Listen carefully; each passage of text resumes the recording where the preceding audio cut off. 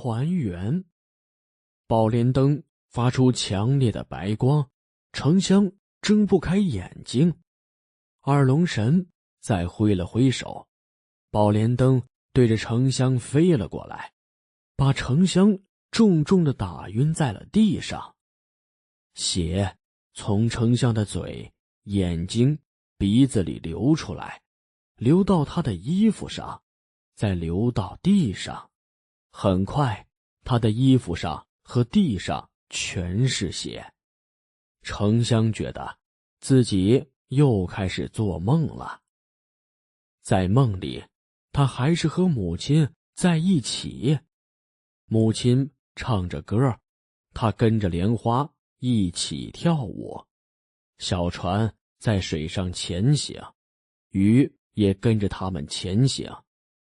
他是多么想和母亲在一起啊！可是现在他还没有看到母亲，就要离开这个世界了。想到这里，他的眼泪流了下来。就在这时候，意想不到的事发生了，那些泪水都离开了丞相的身体，跑到了宝莲灯旁边，它们变成了红的和白的莲花，在宝莲灯的旁边跳起了舞。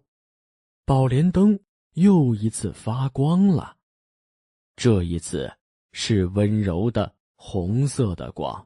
发光的宝莲灯从二龙神手里飞走了，它轻轻地飘到了丞相身边，红色的光把丞相围住，然后慢慢消失。所有的光都跑进了丞相的身体里。二龙神又惊又气，这些光就是宝莲灯的力量。宝莲灯居然把自己的力量全都给了丞相。丞相醒过来了，他脸上的血消失了，衣服上的血也不见了。他看着飘在面前的宝莲灯，红色的莲花里好像有母亲的笑脸。他一下子有了力气，立刻站了起来。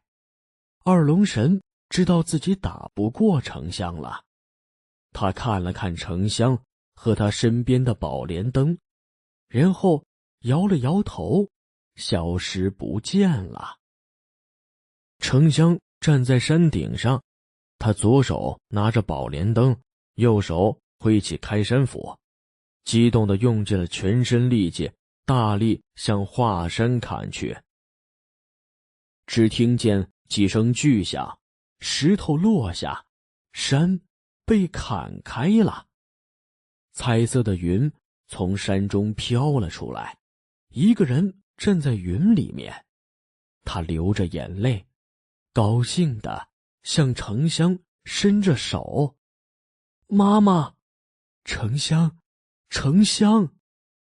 整整16年了，华三终于重见天日，和家人团圆了。他哭着与儿子紧紧抱在了一起。远处二龙神站在云朵里，他怎么也想不明白，为什么眼泪可以帮助丞相得到宝莲灯的力量呢？他的旁边站着一位白发老神仙，老神仙笑着说：“那不只是眼泪，还是孝顺，是爱。爱是这个世界上最强大的力量，爱是永远不会被打败的。”丞相和母亲回到了村里，从那以后，他们一家3口快快乐乐地生活在了一起。